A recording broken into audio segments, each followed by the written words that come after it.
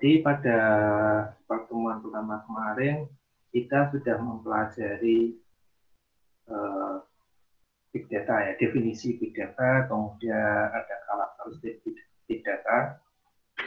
Karakteristik itu ada yang menyebut 4P, 3P, 4P, 5P, 6P, kadang ada juga yang 7P.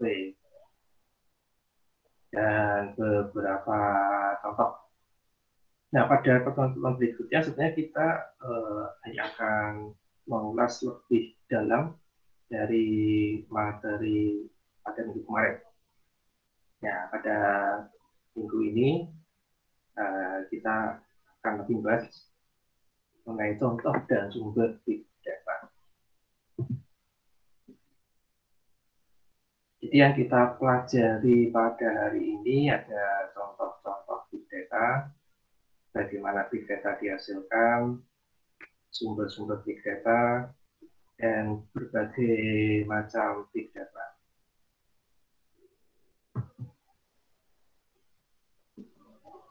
Nah, mengapa kita mempelajari big data? Ya, karena lebih banyak data telah dibuat dalam 2 tahun terakhir dibanding sepanjang sejarah umat manusia.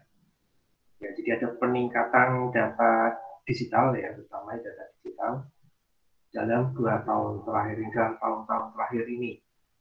Ya, karena semuanya saat ini sudah terkoneksi ke internet, sebuah jaringan yang sangat besar sekali yang menghubungkan dengan banyak orang, banyak perangkat, dan tiap orang, tiap perangkat menghasilkan data. Selain itu juga ada data-data yang dihasilkan walaupun tidak terkoneksi dengan internet juga, tapi juga bisa dikumpulkan, bisa diolah secara digital. Nah, pada tahun 2020 ini tahun kemarin ya, sekitar 1,7 megabyte informasi baru akan dibuat setiap detik untuk setiap manusia di dunia. Ya, itu setiap detik aja menghasilkan 1,7 megabyte.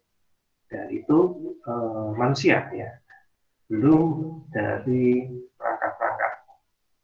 Ya, karena yang menghasilkan informasi, yang menghasilkan data tidak hanya manusia, tapi juga perangkat-perangkat.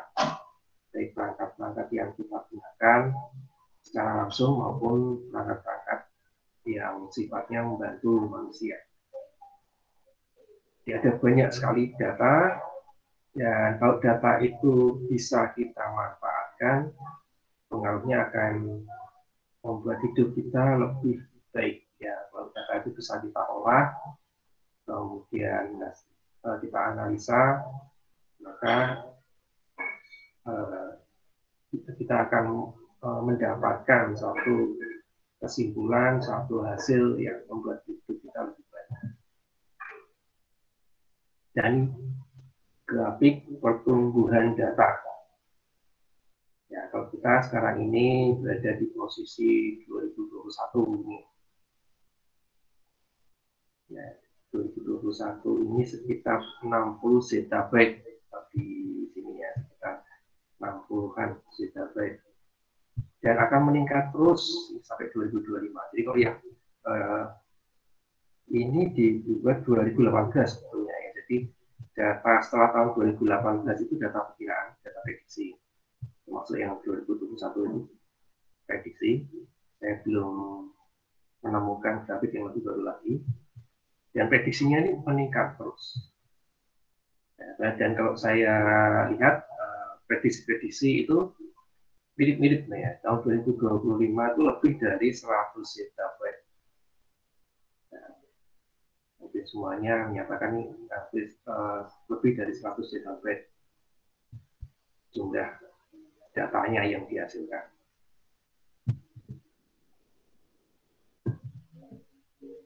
Nah, kalau tadi jumlah data, ini adalah volume pasar, keuntungan pasar data. Jadi keuntungan dalam industri big data sendiri.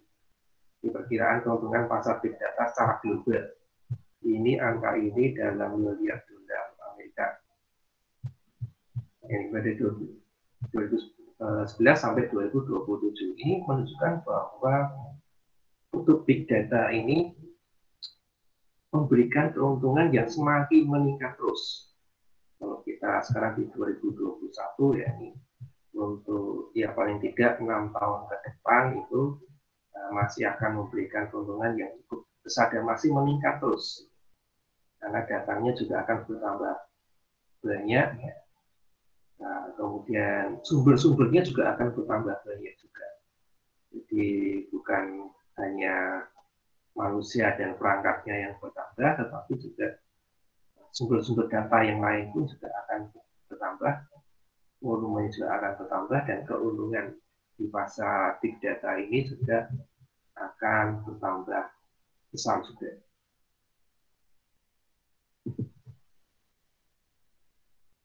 Nah, tadi ngomong zettabyte ya, sebenarnya berapa sih zettabyte? Satu zettabyte itu berapa kilobyte, berapa megabyte? Kalau kita kenal berapa ya, yang termudah itu 1 bit kok dalam digital ini ya, kita bicara digital. 1 bit itu 1 biner digit. Ya, kalau angka yang kita gunakan itu kan desimal digit. Ya, angka menggunakan 0 sampai 9 ya, 0, 1, 2, 3, 4, 5, 6, 7, 8, 9. Itu adalah desimal digit. Nah, kalau di komputer supaya cepat ya, dia nggak pakai desimal tetapi pakainya biner. Maka disebut sebagai biner digit disingkat bit. Nah, 1 bit biner itu 0 atau 1. 1 bit. Kemudian 8 bit ini akan membentuk 1 byte. 8 bit akan membentuk 1 byte. Nah, 1 byte ini 1 karakter gitu ya. 1 karakter, 1 huruf, 1 angka gitu. Atau ya ada karakter khusus itu 1 byte. Nah, jadi ini selanjutnya 1 byte ini jadi ukuran yang terkecil. Ya, ukuran yang terkecil itu 1 karakter. Dan 1000 byte itu membentuk 1 kilobyte. 1000 byte membentuk 1 kilobyte. Ada beberapa dokumen teks itu biasanya ukurannya sekian kilo, dan sekian kilobyte. Dan misalnya Anda buat dokumen dalam Microsoft Word gitu ya, atau PowerPoint, nah itu kalau nggak pakai gambar-gambar yang cuma teks saja, ukurannya biasanya cuma kilobyte aja, sekian puluh kilo atau sekian ratus kilo. Itu dokumen. Kemudian 1000 kilobyte membentuk 1 megabyte. Ya, 1000 kilobyte membentuk 1 megabyte. Data yang megabyte biasanya gambar-gambar yang berkualitas foto. Ya, kalau gambar-gambar biasa mungkin di bawah 1 mega ya, paling cuma kilobyte aja. Gambar-gambar icon itu cuma 1 kilobyte aja, gitu. Beberapa kilobyte aja, ya sampai 1 megabyte. Atau gambar-gambar yang kompresinya tinggi, gambar-gambar yang biasa dipakai di web gitu ya, menggunakan kompresi yang tinggi supaya kecil ukurannya di bawah 1 megabyte. Gambar-gambar yang berkualitas foto ukurannya sampai megabyte. Gambar foto yang Anda hasilkan pakai kamera smartphone itu sudah ukurannya biasanya megabyte. Yang bekas audio, musik, lagu ya, satu lagu itu yang sudah ukurannya megabyte. Ini juga ada beberapa video-video kecil ya, itu ukurannya megabyte juga. Ya, beberapa dokumen yang besar, nah, ukurannya bisa sampai megabyte.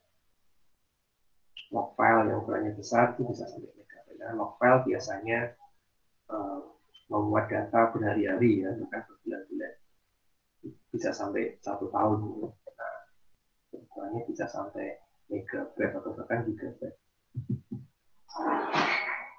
Ya, 1000 megabyte membentuk 1 gigabyte. Ini gigabyte ya. Contohnya ya bekas video yang kualitasnya SD atau HD ya. HD itu standard definition. Kalau HD high definition. Ya, berarti kalau di video itu berarti yang SD ya standard definition. Kalau yang Blu-ray itu yang high definition. Itu ukurannya gigabyte. DVD untuk film biasanya ukurannya sampai dengan 9 GB, itu yang 2 layar. Kalau yang single layer 4,5 GB. Blu-ray single layer itu 25 GB, 1,5 GB. Kalau yang double layer bisa sampai 50 GB. Kapasitas RAM sekarang ini sudah gigabyte, sudah umum sekali. Komputer atau smartphone punya 2 GB, 4 GB, 8 GB, 16 GB, dan seterusnya. 20 tahun yang lalu kapasitas RAM masih megabyte, ya, belum sampai gigabyte. Jadi sekarang sudah gigabyte. Kapasitas flash disk USB juga giga ukurannya. Sekarang mungkin paling kecil 16 GB, ya 32 GB, 32 GB, 64 GB, dan seterusnya. Kapasitas kartu memori juga sama. Kartu memori sekarang yang populer ada micro SD. Tapi dulu itu banyak jenisnya kartu memori itu ya. Ada yang SD card, ya, jadi nggak pakai micro, yang ukurannya besar di SD card. Ada juga SD card ya, ada juga TF, itu juga ada macam-macam juga. Untuk membacanya, perangkat membacanya juga ukurannya macam-macam juga. Kapasitas SSD itu juga GB, bahkan ada juga yang sudah tera, 1 tera, 2 tera. Dan 1000 GB membentuk 1 terabyte. Contohnya kapasitas drive itu sudah banyak yang tera, 2 tera, 10 tera, itu sudah banyak untuk kapasitas disk drive. Kemudian koleksi perpustakaan Kongres Amerika, keseluruhannya kalau digabungkan sudah ukurannya sudah terabyte. Ya, ini kita sudah sampai terabyte tapi belum sampai zettabyte. Lagi 1000 terabyte membentuk 1 petabyte. 1 petabyte itu kumpulan pustaka penelitian akademik seluruh Amerika. Jadi laporan-laporan penelitian akademik itu kalau dikumpulkan di seluruh Amerika dikumpulkan 1 petabyte. Nah, itu baru jadi satu negara. Kalau satu dunia ya lebih banyak lagi tentunya. Yang 1000 petabyte membentuk 1 exabyte. Yang exabyte itu data yang dihasilkan dari bandara sibuk seperti Heathrow, JFK, O'Hare, Dubai, dan lain-lain. Bandara-bandara itu ya data yang dihasilkan dari manusianya ya. Setiap hari ada jutaan orang di bandara, keluar masuk bandara, kemudian ada pesawat terbang, ya, setiap pesawat sendiri juga menghasilkan data. Ya, kita tahu ya di setiap pesawat itu kan ada kotak hitam. Ya, kotak hitam itu untuk menyimpan data-data di pesawat. Ya, setiap pesawat akan menghasilkan data banyak sekali. Khususnya ya semakin besar pesawat, datanya juga akan semakin besar juga karena perangkat-perangkat di dalam pesawat itu juga semakin banyak. Kemudian juga perangkat-perangkat lain dari bandara ya, misalnya ada CCTV-nya, ya, kemudian ya perangkat-perangkat lain yang mendukung aktivitas bandara itu sendiri. Karena di bandara kan ada proses check-in, ada proses untuk imigrasi, ada banyak orang lalu lalang di imigrasi ya, itu kan menghasilkan data-data juga. Sehingga totalnya satu bandara itu ukurannya bisa exabyte yang dihasilkan. Nah, kemudian 1000 exabyte membantu zettabyte. Zettabyte ini adalah informasi digital di seluruh dunia. Nah, ukuran-ukuran ini akan bertambah terus ya, bertambah terus. Misalnya tadi ya disk drive, tadi kalau sekarang kan tera. 20 tahun yang lalu masih giga. Waktu zaman saya masih kuliah ukurannya masih mega. Disk itu waktu zaman saya masih SMA mungkin masih 10 mega. 10 mega itu besar sekali pada zaman itu. Ya, ya 10 mega, 20 mega, terus pada saat kuliah ya jadi 100 mega, 200 mega, 500 mega. Pada saat saya sudah bekerja mulai giga ya, dari 1 giga, 5 giga, 10 giga. Sekarang sudah sampai tera. Ukuran RAM juga sama. Waktu saya masih SMA, ukurannya masih kilobyte. 640 kilobyte pada waktu kuliah jadi mega, 1 mega, 2 mega, dan seterusnya. Sekarang sudah gigabyte. Nanti akan berkembang terus ya, ukuran memori bisa tera. Ya. Sudah ada beberapa komputer workstation atau komputer server itu ya memorinya sampai 1 tera. Jadi 1 zettabyte itu ini satu.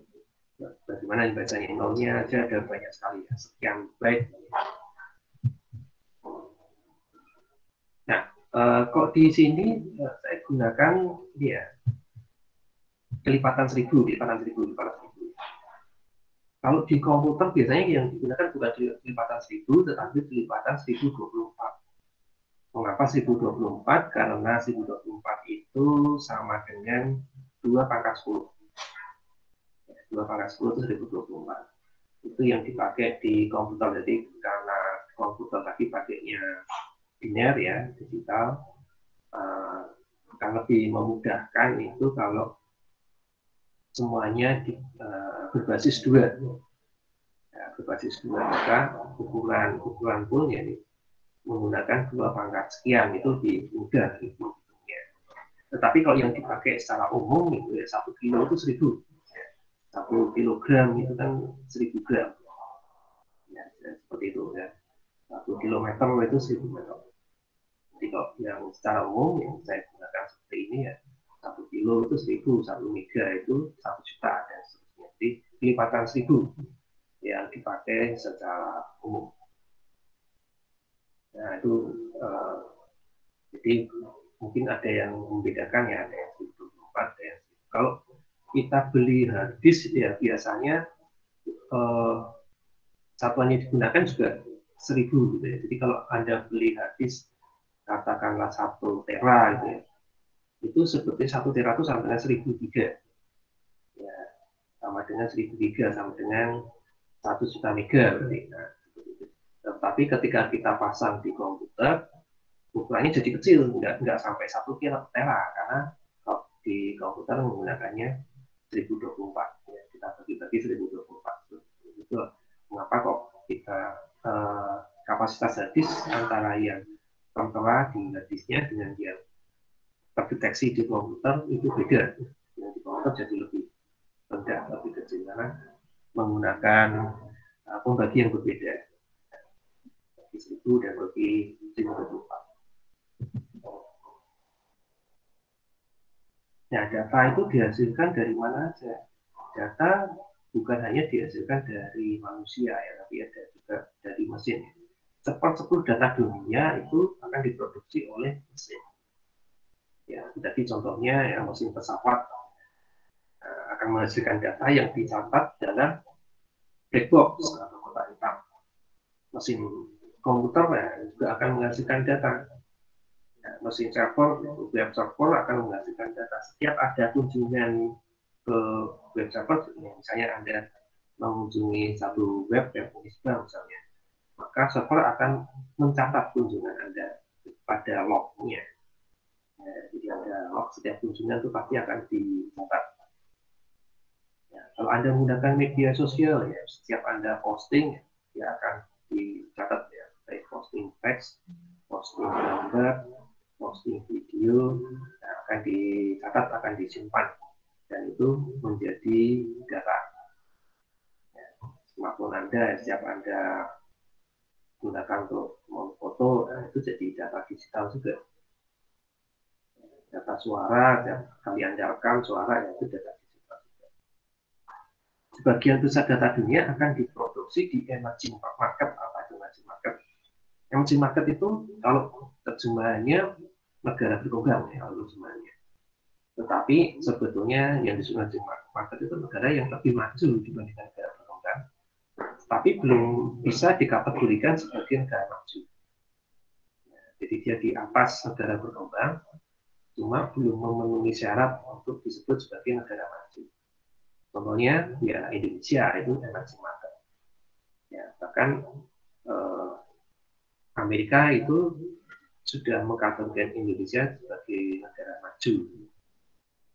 Ya, dengan salah satu pada zaman Presiden Trump kemarin ya, sekarang presidennya ganti, ya nggak tahu apakah turun tingkat lagi atau naik. Kalau kita masuk negara maju itu sebetulnya kalau dari sisi pasar akan merugikan kita, karena ada beberapa kemudahan yang diberikan untuk negara berkembang tidak diberikan untuk negara maju. Nah itu yang jadi emerging market ini justru negara yang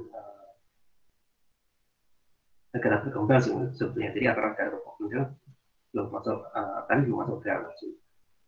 Bukan negara maju ya, jadi yang menghasilkan data yang besar, tapi negara yang emerging market yang masuk dalam emerging market. Karena dia masih berkembang, gitu ya. Jadi data yang dihasilkannya pun juga berkembang. Ya sumbernya juga berkembang, besarnya juga berkembang. Nah, jumlah data yang dihasilkan juga diperkirakan akan semakin bertambah melebihi kapasitas penyimpanan yang tersedia.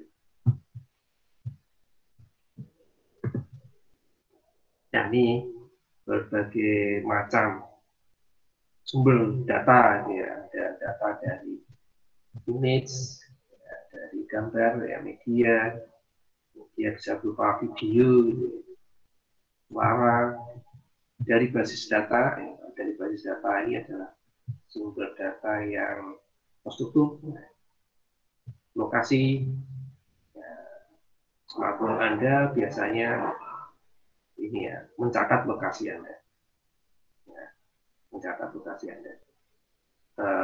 Smartphone saya aktifkan ya, mencatat lokasinya ini sehingga saya bisa tahu yang saya kemarin atau minggu yang lalu atau bahkan sebulan yang lalu, setahun yang lalu itu saya pergi kemana, itu bisa saya lacak kembali. Lokasi mana yang saya kunjungi bisa saya lacak kembali. Sehingga kalau misalnya saya habis berkunjung ke suatu tempat yang baru, misalnya ada tempat makan yang baru, ketika kita jalan lewat itu ada tempat makan baru, kita masuk, oh ternyata enak. Terus pada hari yang lain kita ingin ke tempat itu lagi, ya, mungkin lupa lokasinya, kita bisa cek kemarin makan di mana. Email, nah email ini ya, menghasilkan data juga walaupun tidak sebanyak zaman dulu ya. Kalau zaman dulu komunikasi banyak menggunakan email, terus setelah media sosial bisa untuk mengirimkan bekas image media, itu penggunaan email berkurang. Ya, sekarang masuk ke media sosial. Ada clickstream itu adalah sejarah web yang Anda kunjungi ya. Ketika Anda mengklik web, misalnya Anda masuk ke web Unisbank, kemudian Anda mengklik link apa di situ, ya, link apa yang paling sering diklik. Terus setelah mengklik link ini, Anda klik link yang mana lagi, ya, urut-urutan kliknya. Nah, itu bentuk satu aliran klik yang kalau dianalisa nanti bisa bermanfaat bagi perkembangan web tersebut. Jejaring sosial, ya, banyak sekali jejaring sosial ya. Kalau sekarang mungkin yang populer adalah TikTok ya, untuk berbagi video. Ya, setiap video adalah data juga. Video data, terus kemudian setiap orang yang menonton video itu juga data. Di satu video ditonton oleh berapa orang, demografi orang itu juga menjadi data. Siapa yang nonton itu jenis kelaminnya apa, dia berasal dari negara mana, umurnya berapa, itu juga menjadi data juga. Ya, Instagram itu banyak untuk memposting gambar ya, walaupun video juga bisa. Kemudian YouTube ya juga untuk video. Kemudian ada HTML itu untuk web. Nah, kalau untuk web sudah banyak sekali ya. Kalau dulu sebelum video populer ya menggunakan web, ada istilah blog, ya, blogging gitu. Dulu sangat populer sekali ya sebelum kalau sekarang vlog, ya, video blog itu weblog. Weblog itu kemudian disingkat blog. Kalau sekarang vlog, video log yang lebih populer. Dan ada banyak sekali alat sensor. Alat sensor misalnya ada sensor suhu, sensor kelembapan udara, sensor cahaya. Jadi kalau lampu bisa dinyalakan sesuai dengan kondisi cahaya saat itu. Kalau cahayanya gelap, lampunya menyala. Kalau cahayanya terang, lampunya mati. Misalnya seperti itu. Jadi kalau malam hari dia lampunya bisa nyala otomatis. Kalau siang hari bisa mati sendiri lampunya. Ya ada banyak sensor. Kalau kedepannya ini kalau di Amerika sudah ada mobil otonom ya, mobil yang bisa jalan sendiri. Di Korea juga sudah ada mobil yang jalan sendiri. Nah, itu menggunakan alat sensor untuk mendeteksi di sekitarnya, ya, untuk mendeteksi supaya tidak nabrak. Misalnya ada penghalang, gitu, dia akan deteksi supaya tidak nabrak penghalang tersebut. Ya, itu berbagai macam alat sensor. Ya, bagaimana peranan komutasi awan? Kemajuan dalam komutasi awan, ini saya sering sebut awan, sering sebut cloud, gitu ya. Jadi maksudnya sama, gantung kalimatnya yang namanya awan atau cloud itu. Jadi kemajuan dalam komutasi awan telah berkontribusi pada peningkatan potensi big data. Nah, di semester ini saya kebetulan juga mengampu mata kuliah komutasi awan juga, tapi untuk mahasiswa mau. Ya. Nah, menurut McKinsey pada tahun 2013 ya, sudah 8 tahun yang lalu, kemunculan komutasi awan memiliki andil besar dalam perwujudan era big data. Nah, komutasi awan memungkinkan pengguna untuk mengakses komputasi dan sumber daya penyimpanan yang sangat scalable melalui internet. Ya, jadi komutasi awan itu pada dasarnya adalah penyediaan layanan melalui internet secara lebih mudah ya. Kita tinggal klik-klik aja, kita bisa sewa storage ya, tempat penyimpanan, kita bisa sewa server, kita bisa ya menikmati layanan berbagai macam layanan yang disediakan oleh penyedia layanan cloud computing tersebut ya, penyedia layanan cloud. Nah, di sini untuk big data ini yang paling banyak berkontribusi khususnya adalah sumber daya penyimpanan. Jadi perangkat-perangkat itu yang menghasilkan data tadi, datanya disimpan di mana? Di cloud. Kalau disimpan di cloud itu banyak keuntungannya. Keuntungannya yang pertama, tempat penyimpanannya itu sangat scalable ukurannya ya. Jadi pada awal mungkin kita sewa ukurannya seperlunya dulu, secukupnya dulu. Ketika sudah berkembang, kita bisa menambah tempat penyimpanan tersebut. Nah, kalau kita beli sendiri ya storage dalam bentuk hard disk atau dalam bentuk mesh ya, network attached storage atau ya sejenisnya seperti itu. Kalau kebutuhan penyimpanan kita bertambah ya kita harus beli baru. Ketika beli baru kita juga harus pikirkan data yang lama diapain ya. Jadi kan harus dipindahkan ke perangkat yang baru juga. Nah itu tentunya merepotkan ya, bukan cuma bisa lebih mahal ya dari sisi biaya infrastruktur dan juga merepotkan. Kalau kita pakai cloud tidak perlu, ya kita bisa kembangkan ukuran storage kita yang kita sewa itu sesuai dengan kebutuhan.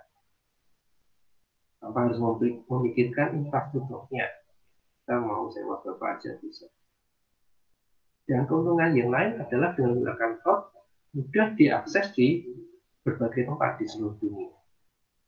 Jadi sensor-sensor di seluruh dunia bisa mengirimkan datanya menggunakan cloud, terus kemudian data tersebut bisa diambil lagi untuk dianalisa, atau bisa juga kita sewa juga untuk proses analisanya di cloud, sewa komputasi di cloud untuk analisa juga bisa, dan hasilnya bisa digunakan oleh manusia. Nah, itu peranan komputasi awan. Dengan menggunakan komputasi awan, perusahaan dapat menggunakan kapasitas server sesuai kebutuhan dan mengembangkannya dengan cepat ke skala besar yang diperlukan untuk memproses kumpulan data besar dan menjalankan model matematika yang rumit. Ya, juga jadi nggak cuma storage ya, nggak cuma tempat penyimpanan ya. Untuk analisanya karena datanya sangat besar, nah, untuk menganalisanya secara cepat juga membutuhkan komputer yang cepat juga. Komputer yang cepat juga. Nah, kalau kita beli sendiri komputernya itu, ya tentunya harganya juga mahal. Selain harganya mahal, untuk mengoperasikannya juga butuh biaya. Ya, khususnya listrik gitu ya. Jadi listriknya juga mahal. Kalau komputernya hanya nyala tapi tidak untuk memproses, penggunaan listriknya memang tidak besar. Tetapi kalau komputernya nyala terus dan digunakan untuk proses, khususnya untuk menganalisa data-data yang besar ini, maka penggunaan listriknya juga besar juga. Nah, dengan sewa komputasi awan, nah, kita bisa menyewa server sesuai yang dibutuhkan. Ketika datanya kecil, mungkin kapasitas servernya juga yang kecil. Ya. Misalnya kita sewa server yang prosesornya single core, dan nanti meningkat 2 core, 3 core, dan seterusnya. Ya, sesuai dengan kapasitas, sesuai dengan kebutuhan. Memorinya juga sama. Memori yang kita sewa bisa kita sesuaikan. Ya, kalau kita beli komputer sendiri ya, mungkin kalau kita beli pertama mungkin Core i3 gitu ya. Kalau kita ingin naikkan ke Core i5 gitu ya, ya beli lagi. Yang lama, yang walaupun bisa dijual, tapi harganya kan jatuh pasti. Harganya akan turun. Kalau kita pakai komputasi awan, kalau penting kita sewa di sana, kita nggak perlu mikir seperti itu. Pokoknya kalau kebutuhannya meningkat ya tinggal kita tingkatkan aja. Jadi kita tidak perlu memikirkan perkembangan infrastruktur. Komputasi awan menurunkan harga untuk menganalisis data besar karena sumber daya dibagikan ke banyak pengguna yang hanya membayar untuk kapasitas yang benar-benar mereka manfaatkan. Ya, jadi dengan komputasi awan ini biaya infrastruktur akan dibagi ke sejumlah pengguna. Nah, jadi biaya infrastrukturnya turun karena kan kita tidak akan menggunakan 100% daya dari server tersebut gitu ya. Kalau kita beli sendiri, belum tentu server yang kita beli tadi akan kita manfaatkan 100%. Nah, kalau di komputasi awan, sumber daya yang tidak dipakai tadi diberikan ke pengguna yang lain. Sehingga biaya infrastrukturnya juga dibagi bersama-sama ke pengguna yang lain. Biaya listriknya juga dibagi sama-sama dengan pengguna yang lain. Dan biaya-biaya lain ya, misalnya biaya untuk sewa tempatnya ya, juga dibagi ke pengguna yang lain. Ya, sehingga harganya akan jadi lebih rendah dibandingkan kalau kita mempunyai infrastruktur sendiri. Ya, sumber-sumber big data dari mana aja? Sebuah survei oleh IBM dan Set Business School mengidentifikasi 3 sumber utama big data. Data yang dihasilkan orang, data yang dihasilkan mesin, dan data yang dihasilkan bisnis, yang merupakan data yang dihasilkan organisasi dalam operasi mereka sendiri.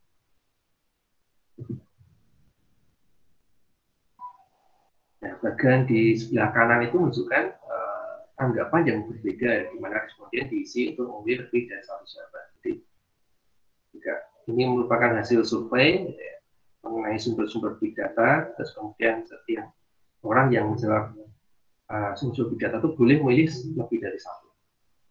Nah, inilah sumber-sumber big data yang terbesar. Big data kan membutuhkan analisis untuk membutuhkan analis ya, membutuhkan analis jadi orang yang bisa melakukan analisis untuk memiliki keahlian big data. Keahlian big data termasuk menemukan dan menganalisis tren yang terjadi di big data. Jadi kalau kita lihat di sini sumber-sumber datanya, mulai dari yang paling kecil ke paling besar ya. Transaksi itu paling banyak. Jadi data transaksi. Jadi kalau Anda beli sesuatu ya, beli barang gitu, nah, akan terjadi transaksi di situ. Kalau misalnya kalau Anda sebagai mahasiswa ya, Anda melakukan KRS itu terjadi transaksi di situ. Nah, Anda ikut kuliah ini juga terjadi transaksi. Jadi nanti kan ada lisensinya. Terus kemudian nanti ada nilainya. Nah, itu adalah data-data transaksi. Kemudian ada data log ya, tadi sudah saya contohkan ya. Kalau Anda akses web server, maka web server akan mencatat kunjungan Anda tadi. Ya, ada data log. Kalau misalnya ada kesalahan juga akan dicatat.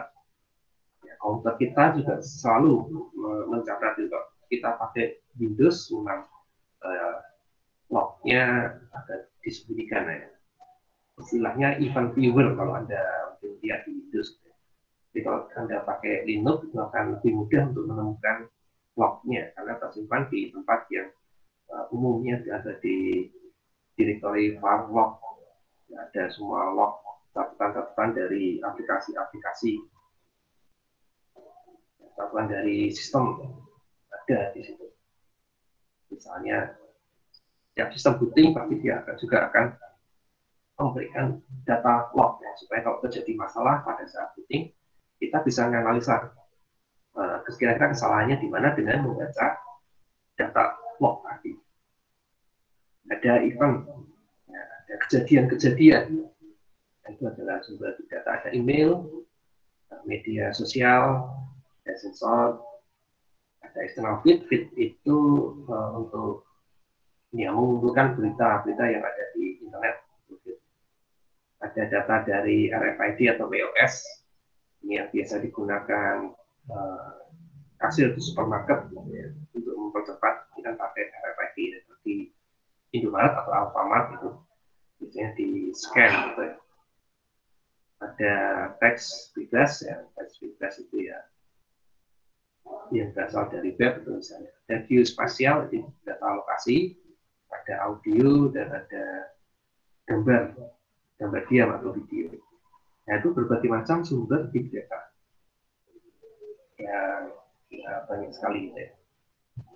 Di sini transaksi yang memegang paling banyak hampir 90% itu data big data berasal dari transaksi. Ini menurut survei. Nah, bentuk big data hadir dalam 3 bentuk. Nah, ada yang terstruktur, tidak terstruktur, dan semi terstruktur. Data terstruktur adalah data yang diatur, yaitu di-label dan memiliki model ketat yang mengikutinya. Ya, contoh paling jelas adalah database, ya, basis data. Kalau ada belajar basis data, maka data yang akan Anda simpan itu kan harus diatur dulu strukturnya. Anda nggak bisa simpannya sembarangan, tapi ada strukturnya. Strukturnya itu dalam bentuk field, ya. Kemudian ada ya, data-datanya dalam bentuk baris atau row. Setiap field itu ada tipe-tipenya sendiri-sendiri. Ada yang digunakan untuk menyimpan karakter, ya, ada yang digunakan untuk menyimpan angka, ada juga untuk menyimpan gambar juga sudah bisa basis data sekarang ini. Berbagai macam. Ya, jadi sudah diatur secara ketat. Ya, data struktur ini menganalisanya mudah dan sangat cepat. Ya, jadi sangat mudah, sangat cepat untuk kalau kita melakukan analisa data yang sudah terstruktur. Cuma ya, untuk proses penyimpanan ya semua data harus kita ubah dulu dalam bentuk yang terstruktur. Nah, kemudian ada juga data yang tidak terstruktur. Nah, ini data yang tidak terstruktur ini justru yang paling banyak tersedia di dunia. Jadi dikatakan mencapai sekitar 80% dari data di dunia. Di mana data tersebut biasanya dalam bentuk teks dan tidak memiliki model yang telah ditentukan atau diatur dengan cara apapun. Ya, misalnya ya, data dari blog gitu ya. Blog itu kan nggak ada satu struktur sendiri gitu. Ya mungkin ada, katakanlah ada judul, ada subjudul, tetapi kan tidak ada struktur. Misalnya dalam satu halaman itu subjudulnya ada berapa. Bahkan ada yang tidak kita subjudul juga bisa.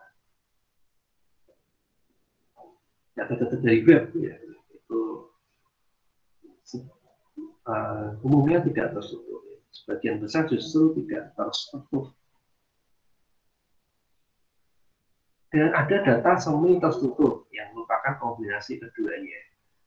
Ya, data dari web juga bisa kita sebut sebagai semi terstruktur ya, karena sebetulnya ada strukturnya tadi ya, ada ya, misalnya tadi judul, ada subjudul, gitu, cuma tidak ada ketentuan khususnya ya.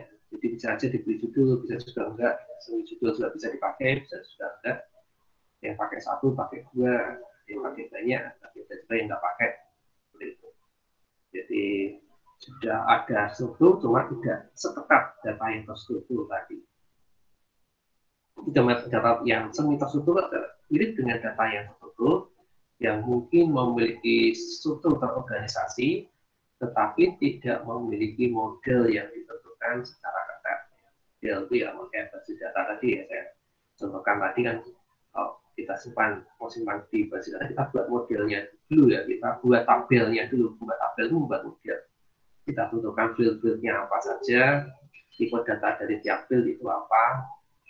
Nah, seperti itu yang disebut sebagai model untuk data yang tertentu. Kalau yang tidak terstruktur ya ada strukturnya tetapi tidak terketat. Nah, yang justru paling banyak ada data yang tidak terstruktur. Seperti saya bicara di sini kan membentuk data tidak terstruktur ya. Data audio, data video itu adalah data contoh-contoh data yang tidak terstruktur.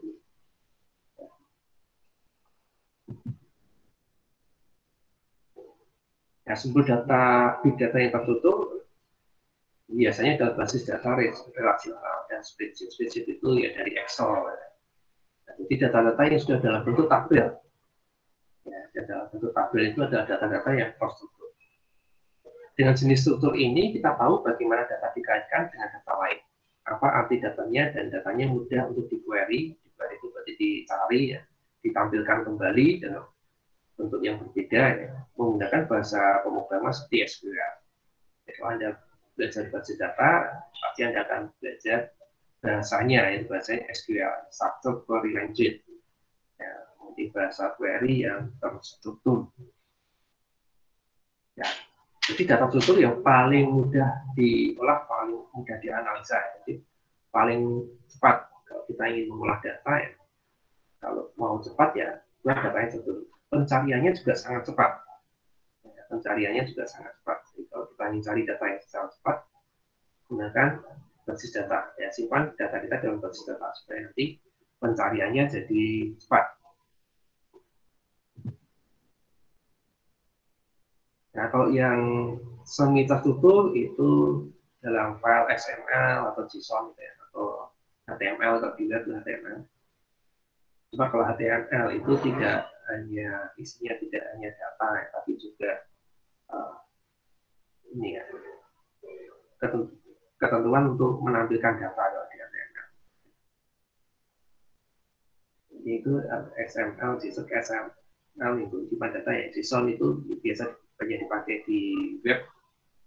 Ya, kalau kita pakai JavaScript, aslinya dari JavaScript yang sekarang sudah dipakai di bahasa pemrograman yang lain, sehingga memudahkan untuk komunikasi ya, data ya, saling bertukar data untuk bahasa pemrograman yang berbeda-beda. Sumber ini menggunakan tag atau tanda ya, atau penanda untuk menerapkan hierarki record dan field dalam data. Ya, jadi ada field, ada record kayak di basis data, cuma tidak seketat basis data. Tidak seketat basis. Jadi bisa jadi ada field yang boleh ada field yang boleh ditambahkan gitu, itu bebas. Jadi kalau dari yang terstruktur tadi kan ada modelnya, gitu. Ada model field dan recordnya itu seperti apa, itu ada. Jadi kalau yang data semi terstruktur tidak ada modelnya. Ya, walaupun sudah ada strukturnya, ada field, ada record, tetapi tidak ada modelnya. Nah, sumber data yang tidak seluruh ini banyak sekali ini. Ada contoh-contoh di sini ya. Proyek teleskop multiradio besar yang disebut Square Kilometer Array atau SKA menghasilkan sekitar 1000 petabyte. Setidaknya pada tahun 2011 itu sudah 10 tahun yang lalu. Data mentah per hari ini setiap hari menghasilkan 1000 petabyte. Yaitu teleskop multiradio besar. Jadi ada banyak teleskop di beberapa tempat, kemudian datanya digabungkan jadi satu, menurut 1000 petabyte. Diproyeksikan akan menghasilkan sekitar 20.000 petabyte atau sekitar 20 miliar gigabyte data setiap hari pada tahun 2020. Jadi tahun kemarin ya, mungkin kalau tahun sekarang sudah lewat, datanya semakin besar lagi. Ya, teleskop itu untuk melihat angkasa luar di sana. Kita tahu ya, angkasa luar itu sangat luas sekali, ya sangat besar sekali. Bahkan bumi kita itu hanya seperti titik aja ya di angkasa luar.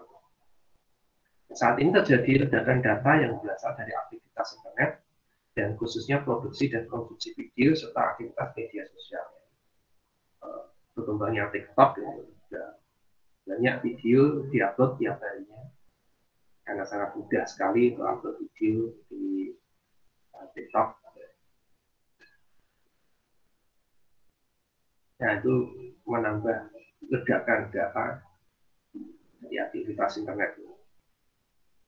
Selain TikTok juga sudah ada banyak media yang lain ya, yang sejenis. Ya. Dulu ada snack video, tapi sekarang sudah diblokir sepertinya snack video.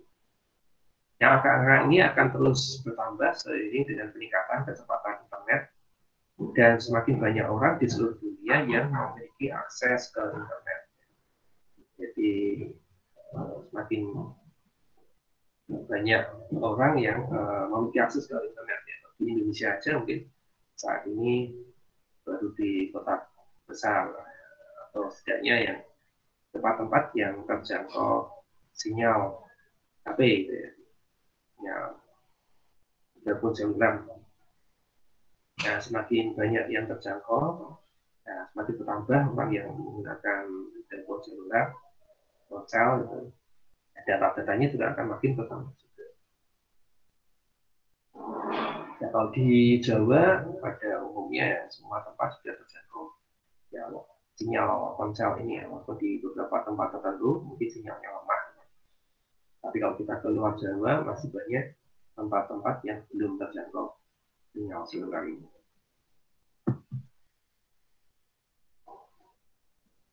Nah, data tertutup mengacu pada data apapun yang berada di bidang tetap dalam catatan atau file. Ini memiliki keuntungan karena mudah dimasukkan, disimpan, ditanyai, dan dianalisis. Dalam pengaturan bisnis saat ini, sebagian besar data yang dihasilkan organisasi adalah tertutup dan disimpan di data warehouse. Contohnya Unisbank juga punya data yang tertutup dan bentuk basis data. Ya, walaupun mungkin belum bisa dikategorikan sebagai big data, tapi bisa jadi untuk beberapa tahun ke depan datanya akan semakin besar sehingga bisa dikategorikan sebagai big data. Ya, data tertutup ini ya, keuntungannya adalah mudah untuk analisanya, ya, mudah untuk masukannya, simpan, ya, di query, dicari lagi, ya, dan dianalisa. Data yang dihasilkan bisnis yang sangat tertutup dianggap sebagai sumber informasi yang berharga, dan karenanya sama pentingnya dengan data yang dihasilkan oleh mesin dan orang. Nah, ini data-data yang dihasilkan tiap menit ini sebenarnya dari desain. Ada lalu lintas web, ya, ini yang di internet ya, pada ini lalu lintas internet itu sudah 6.000 terabyte per user. Nah, bayangin tiap user menghasilkan 6.000 terabyte. Padahal ada banyak, ada jutaan user, ya, miliaran, ini sudah sampai miliar di seluruh dunia. Pencarian Google itu 5 juta ini setiap menit ya, setiap menit, setiap ya, setiap menit. 6.000 tera tadi oleh seluruh pengguna dia, bukan satu pengguna, seluruh pengguna setiap menit. ada 185 juta email dikirimkan, atau email sepertinya berkurang kalau dibandingkan di zaman dulu, karena lebih banyak menggunakan media sosial. Ada 84.000 foto yang dihasilkan, ada 300.000 Skype call. Nah, ini yang belum disebut di sini adalah untuk data yang video. Data video mestinya juga banyak sekarang ya, belum cantungan di sini. Ya ini mungkin sumber yang lama ya. Kalau sekarang ini sudah jauh besar, lebih banyak. Ya jenis datanya juga berkembang lagi. Ya itu materi kita hari ini, jadi mengenai sumber big data ya, dari mana saja sumber big data ya, perlu kita pelajari ya, dan kita tahu bisa membedakan antara big data dan yang bukan big data itu seperti apa. Jadi mengapa kok disebut big data, nggak cuma data aja gitu, tapi harus ada big-nya. Nah, mengenai karakteristik nanti juga akan kita